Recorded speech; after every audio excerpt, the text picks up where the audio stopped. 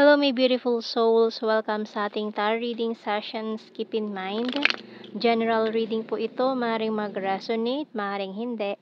Kunin nyo na lang po kung para sa inyo and leave the rest. Maaaring mag-shift the energies or magkabaliktad ang sitwasyon. Kaya kayo na pong bahala kung saan kayo nakalugar sa reading natin. So, let's see.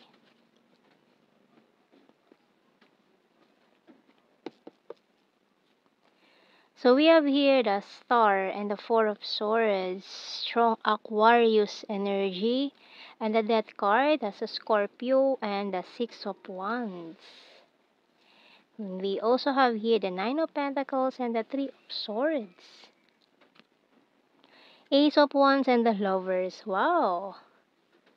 Wow! After this heartache, or ito mga hindi magandang nangyari na nagpasama ng loob mo, ng puso mo, parang sinaktan yung puso mo. Ayan, pero we have here the Ace of Wands and the Lovers. So we have here Seven of Wands sa bottom card natin. So mukhang may new person coming in, lalo na kung very single ka ngayon with this Nine of Pentacles. Pero sinasabi mo dito na kahit wala namang partner na dumating, it's okay ka kasi parang sinasabi mo na strong and independent person ka, na bonus na lang kung may darating na love life or kung itong darating yung divine counterpart mo. So we have here Aquarius and Scorpio energy dito. So tingnan natin.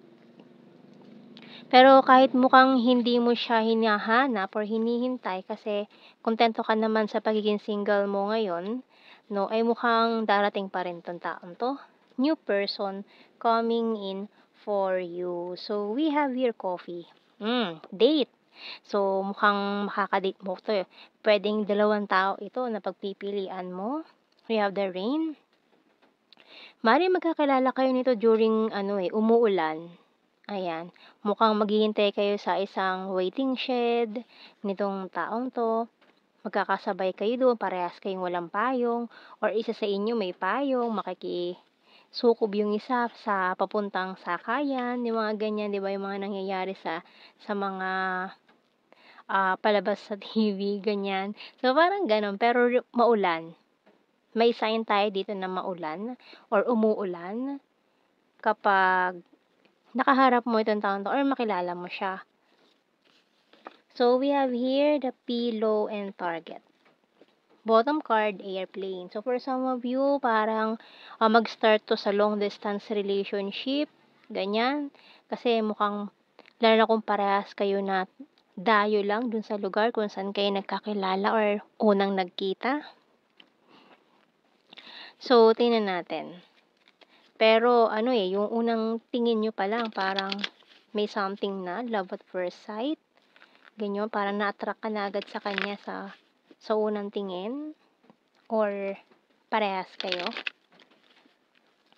So, tingnan natin. Kasi parang, nalock yung target pagkita niya sa'yo eh. Parang, nag-usap agad yung mga mata nyo. May something agad. So, maring mag-start kayo ng conversation and, ayan, commitment. Pero, kasi ito ang inaano mo ngayon eh.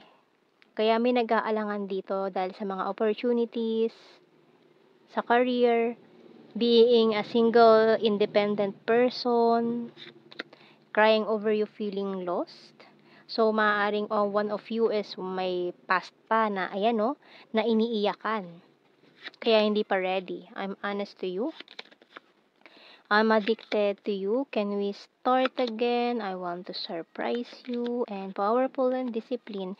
So, for some of you, may energy din ng past. So, maaaring itong nanakit sa'yo with the Three of Swords natin dito ay muling makipagkita sa'yo or humingi ng second chance. Pero malaki kasi yung energy na itong new person coming in ay very promising for you. So, I hate my pride and ego, bottom card. So, tingnan natin. Kasi mukhang may dito magaganap. Pwede silang magtunggali para makuha yung matamis mong oo, ganyan. It's time for me to heal now. I regret lying to you. So, maaaring ito yung sasabihin mo dun sa past person mo na gusto mo na mag-heal, mag-move on sa kanya. So, pero siya nagsisisi siya na nagsinungaling siya sa'yo, mga nagawa niya before. And I wish things could be different. Kasi mukhang maraming obstacles din sa inyo nitong new person. Dahil sa may pagka-long distance. I feel you even though we are apart.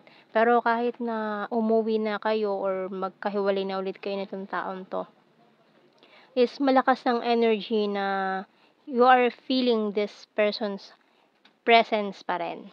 So, I lost myself for a little while. I will wait for a sign from you. So, maaaring dahil bago pa lang naman kayo nagkakilala, ay parang may naghihintayan pa ng sign or may mga checklist sa mga signs na hinihintay nila. Ayan, I'm becoming a better person, sabi ni past.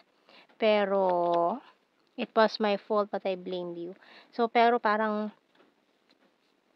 desidido ka na ayaw mo na sa kanya. I am grateful for the spiritual lesson. So, kasi itong new person coming in for you ay mukhang destined to meet you. Ayan. So, talaga nakatadhana na magkakilala kayo, mag-cross ang landas ninyo nitong taong ito. Let's see sa initials natin. Q, B, S, H, letter V,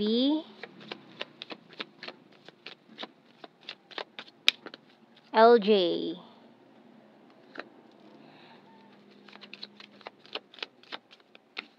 Letter Y and letter T ang bottom card.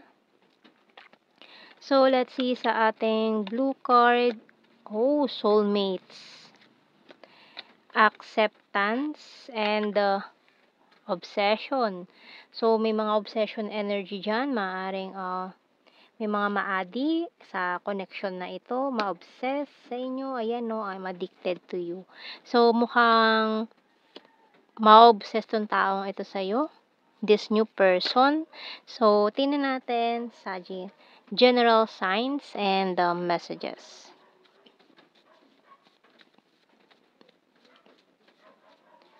So, for some of you kasi para mahirap pang tanggapin or hindi matanggap nung past person nyo na may new person ka na. Ganyan. Parang sinasabi niya, ang bilis naman na mag-move on. Parang may bago ng pinopormahan. Ganyan. May bago ng ka-date. So, tingnan natin. Attractive. Oh. Soulmate again. Kaya ganun kalakas ang attraction kasi soulmates pala kayo. Number 1, sexy body, responsible, need more signs. Number 8, practical and overthinker. So, nag-overthink na yung past mo kasi mukhang dehado siya. So, okay, we have here National Capital Region, Leo sign, and Capricorn sign. August, January, 5, flower, sarcastic, September, and mirror card. Okay? So, yan ang ating reading, my beautiful souls. Thank you for watching. Take care and God bless. See you in our next reading, guys. Bye-bye.